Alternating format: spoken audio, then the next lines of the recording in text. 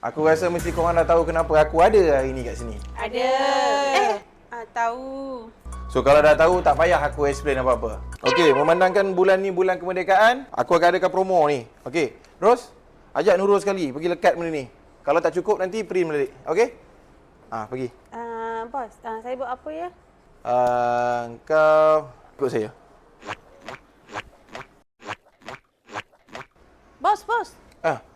Betulkah harga ni? Macam tak masuk akalnya. Alah, kan tadi saya dah explain. Flashback. Tak payah aku explain apa-apa. End of flashback.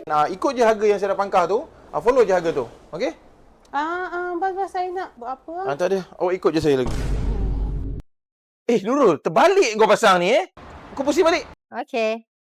Actually, sale ni sampai bila Engkau tukar topik pula. Actually, sale ni 15 hari bulan sampai 31. Isnin ni je, Merdeka. Okey? Bos, saya nak buat apa ni? Tak payah. Kau ikut je aku. A few moments later. Kau berdiri je kat situ. Panggil orang datang. Panaslah bos. Alah, panas je pun. Kata kali sapi.